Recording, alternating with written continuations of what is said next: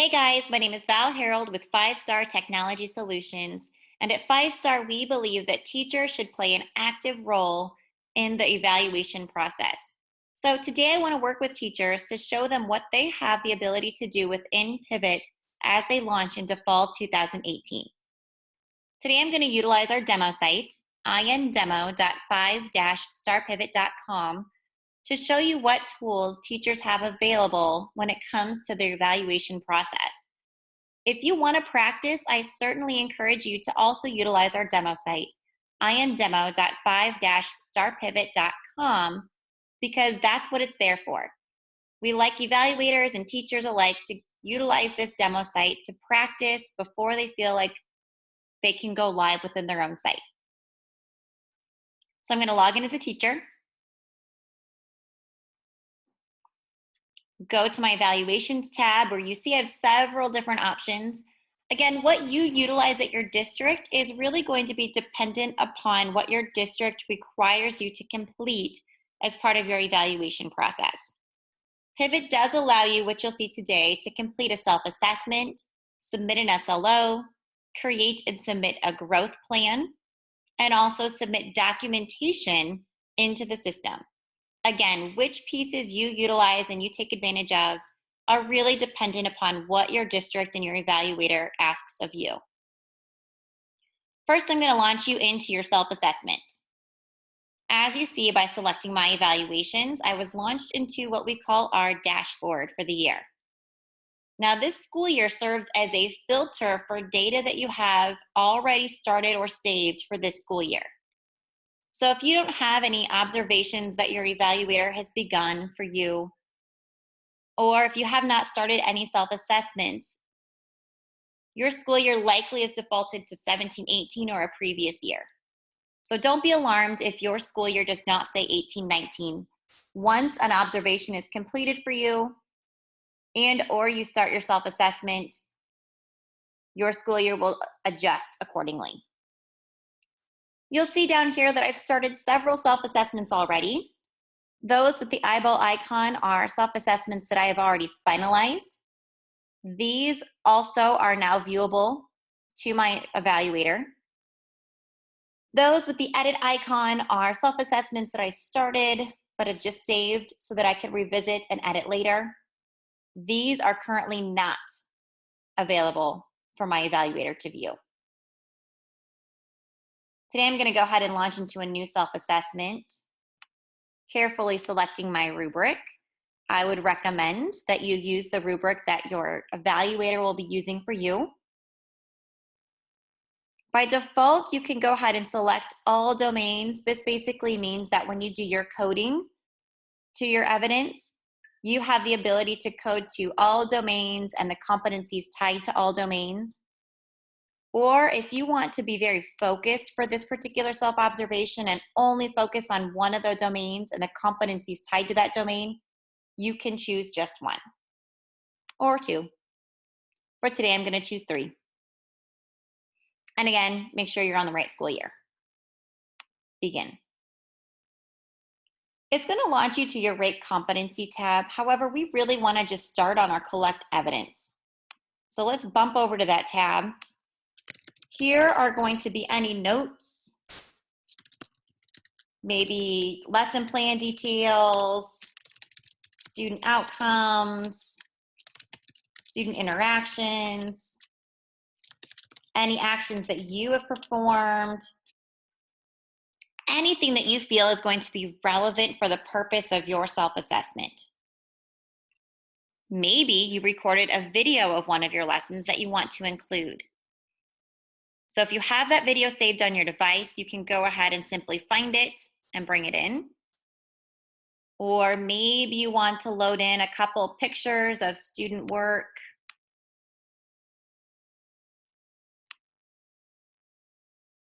Once you select the files that you want, you'll click Save.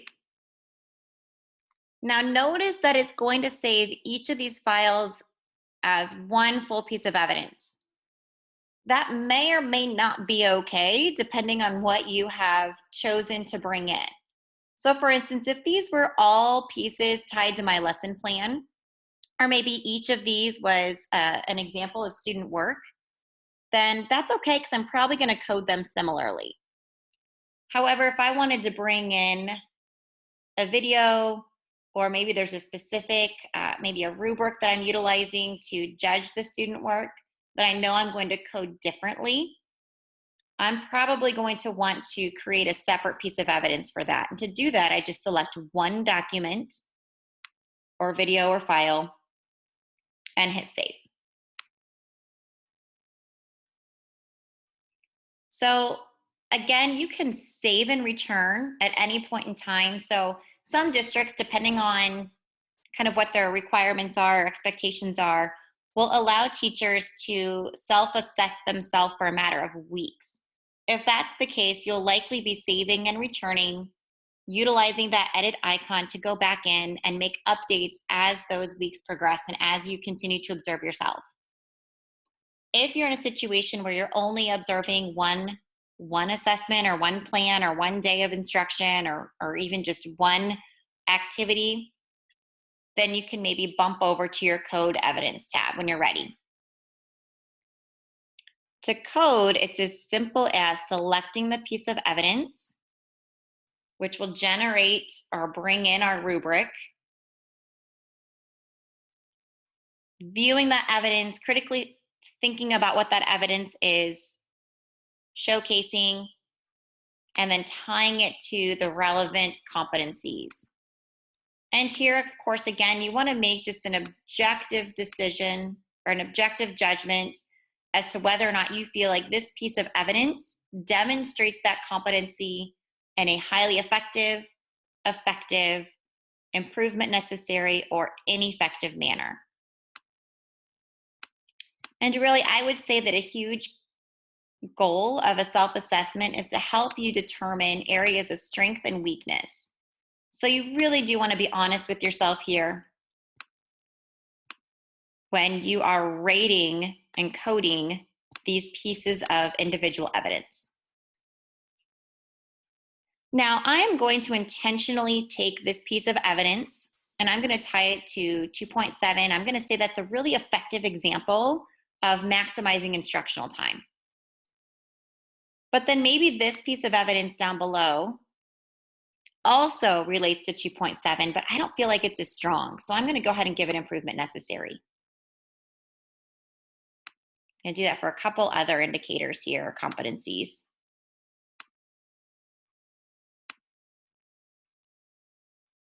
And again, I can save and return to revisit later, or I can go ahead and jump into my rating.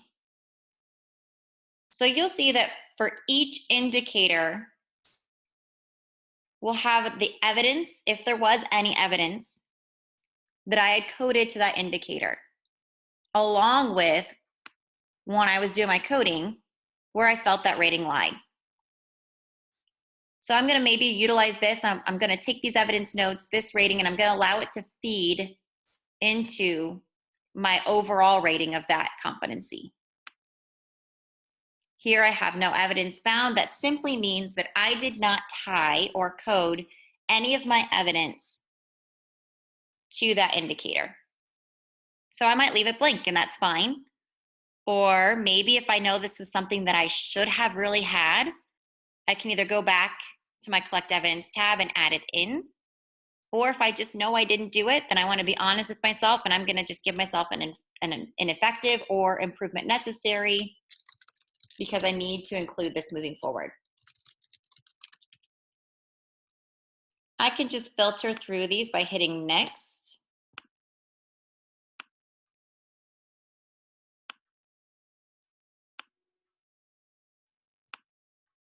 Or I can jump tab by tab. So here's again a piece of evidence or an indicator competency where I have two different pieces of evidence.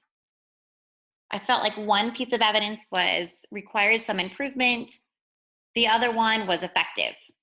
So here's where I need to really take a look at this and I need to make a determination as to whether or not I want to, for this overall competency, give it a rating of effective or improvement necessary. So for the purpose of today, because I know this is something I'm going to want to work on later as the year moves forward, I'm going to go ahead and give an improvement necessary.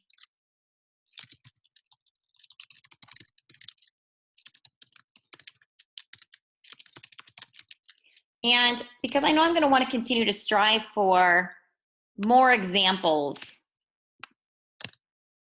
of that evidence.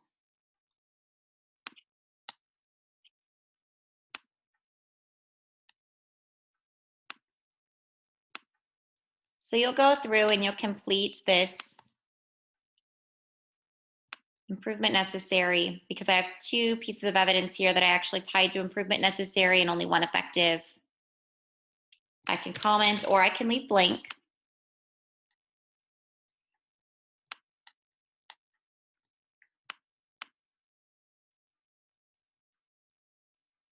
And I'm leaving a couple of these blank here because I just simply didn't observe them. And now I jump over to my summary screen. And this shows me just a real clean snapshot of every competency, the evidence tied to it, and how I rated myself in that competency.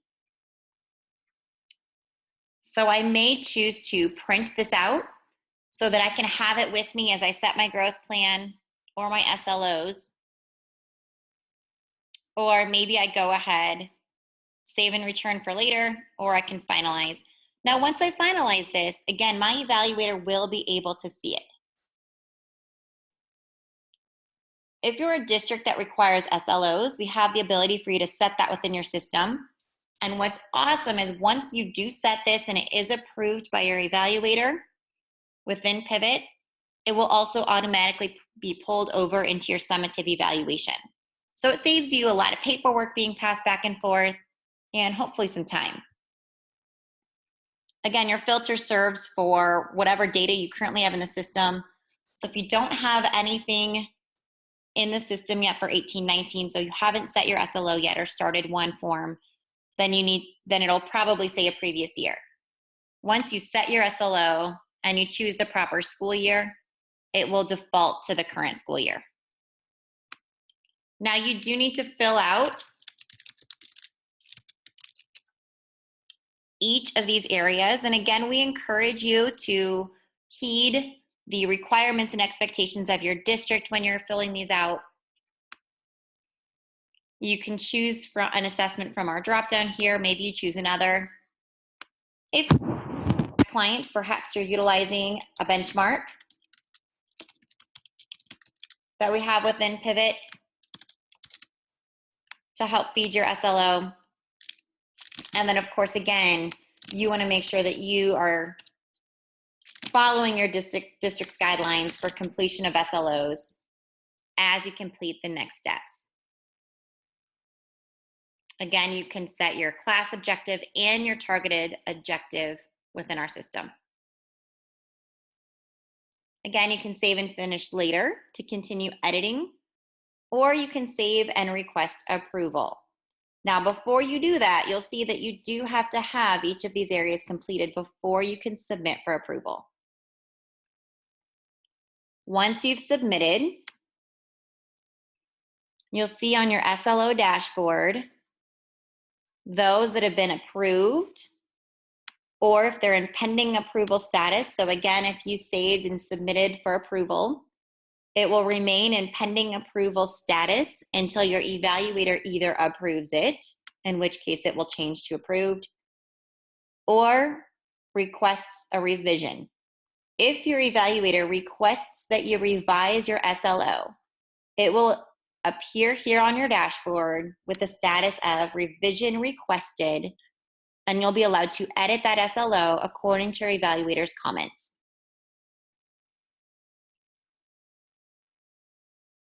Setting your growth plan in Pivot is super simple. So again, if your district requires or asks that you set a growth plan, or even if you just want to set one for yourself, you will simply set your growth plan. We request that you, or we recommend that you follow a specific and clear naming convention. Give comments as to why you are selecting to set a growth plan, maybe what outcomes for future growth you hope to see, and then of course a start date and end date. These are usually the duration of the year. Of course, when you choose your area of focus, you'll want to select the appropriate rubric, domain, and competency for which you'd like to focus on for the year.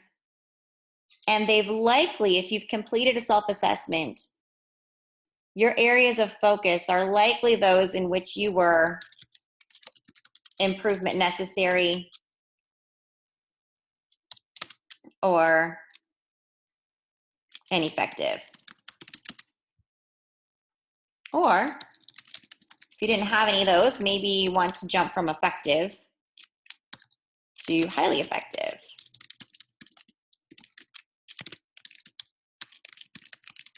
From your self-assessment or maybe even from previous year's observations.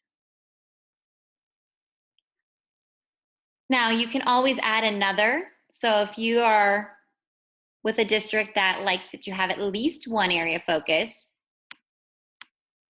then you can always add a second one if you need to.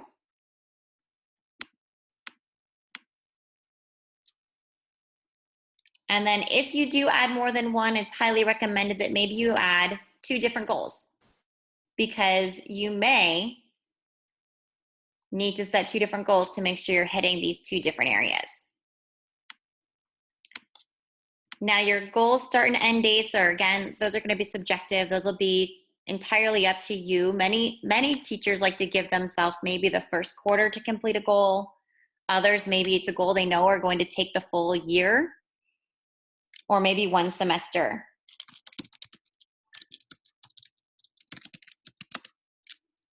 You want to maybe give some actionable steps here and a timeline.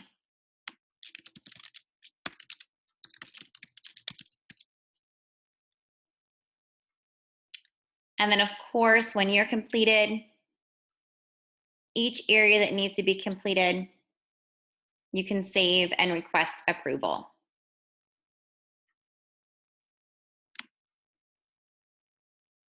Much like your SLO, you'll see the status of pending approval if your evaluator has not yet approved it. Once they approve it, the status will change to approved. Or if they request revision, you'll see a status of revision requested, in which case you'll be able to then edit according to their feedback and resubmit. 2 more things I want to show you.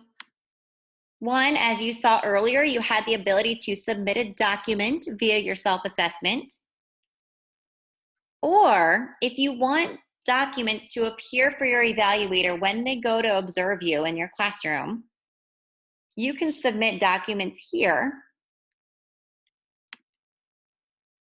If you're a Google school, you can also include a Google link to your document. And what's really cool is you can relate your document to your rubric and even get as nitty-gritty as domain and competency. Now, if you do choose to rate to your rubric and a specific domain and competency, your evaluator will see how you coded your document and can either change it or allow it and then give a rating for you. A lot of teachers will submit their lesson plans, unit plans, student artifacts. Really, the sky's the limit. But it really helps your evaluator stay on point with collecting evidence for you. Finally, something brand new this year that we're super excited about is that teachers and evaluators now have the ability to run a report by competency. Now, what this means from the teacher view is that I can run a report and I can view how many pieces of evidence have been coded to specific competencies. Now, this includes my observations and my self-assessments.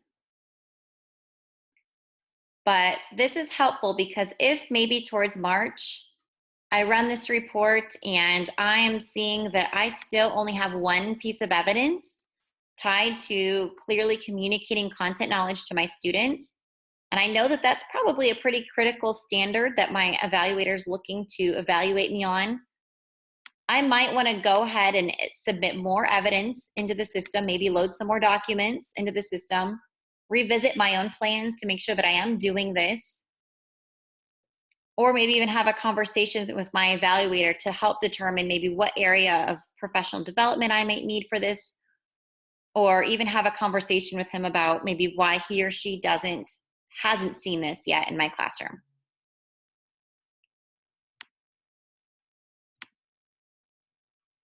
So we hope this adds some value, especially as your year progresses and you're wanting to be critical and conscious of staying up on each competency as you teach.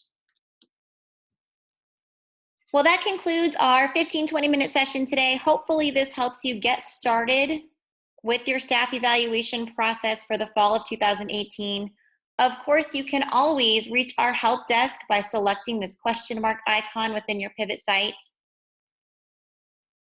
which puts you in touch with not only our help desk, but you can also search for user guides or register for any of our free scheduled webinar sessions. Thanks for joining me today, guys. Good luck and wishing you the best 2018-19 year.